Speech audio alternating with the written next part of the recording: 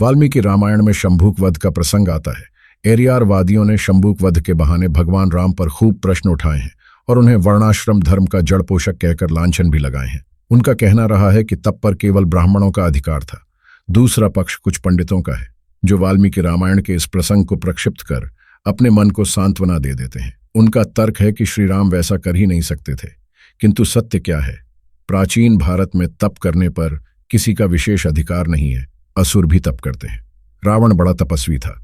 सारे असुर महादेव को प्रसन्न करने के लिए तप करते रहे।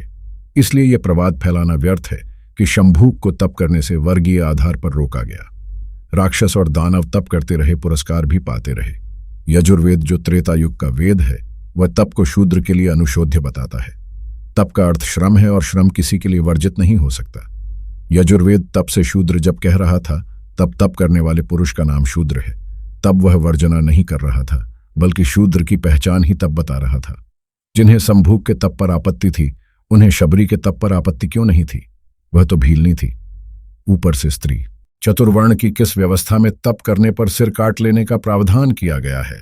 शूद्रो ब्राह्मणतामेति ब्राह्मणेश्चैति शूद्रताम, कि शूद्र ब्राह्मण और ब्राह्मण शूद्र हो सकता है। इसीलिए पूछना पड़ता है कि कभी किसी ऐत्रेय ऋषि का सर क्यों नहीं काटा गया? कभी किसी सत्यकाम का सिर क्यों नहीं काटा गया? कभी किसी एलूस का सिर क्यों नहीं काटा गया? कभी कुक्षिवत का सिर क्यों नहीं काटा गया? कभी किसी रैक्व का सिर क्यों नहीं काटा गया? न महिदास का न पैजन का, यह सभी शूद्र ऋषि थे। बात सीधी और सरल है कि तप का प्रयोजन क्या था? क्या शंभू के तप से सृष्टि का अहित हो रहा था? निश्चय ही हो रहा था, इसीलिए उसे दंडित किया गया। सभी पौराणिक कथाओं में यही सत्य है कि तपस्वी असुरों को अपने अत्याचार के कारण दंडित होना पड़ा था। वाली वध को भी इसी दृष्टि से देखने की आवश्यकता है। ये सभी धर्म के पथ से च्युत हो गए थे, इसीलिए दंड के भागी हुए। प्राचीन भारतीय वर्ण व्यवस्था में बड़ी लोच है। क्या कोई कह सकता है कि राजा दक्ष के पुत्र प्रषद शूद्र कैसे हो गए? और यदि शूद्र को तपस्या का अधिकार नहीं था, तब प्रषद ने प्रायश्चित स्वरूप तपस्या करके मोक्ष कैसे प्राप्त किया? यदि चातुर्य जन्म आधारित था, तो राजा निदिष्ट के पुत्र नाभाग वैश्य कैसे हो गए थे?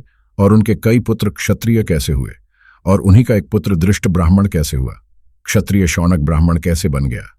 अग्निवेश तो राजपुत्र थे, फिर वे ब्राह्मण कैसे बन गए? हरित भी क्षत्रिय पुत्र थे, फिर वे ब्राह्मण कैसे बन गए? मातंग चांडाल पुत्र थे, तो ब्राह्मण कैसे बन गए? रावण ब्राह्मण था तो राक्षस कैसे हो गया? रघु तो राजा थे, उनका पुत्र प्रवृत्त राक्षस कैसे हो गया?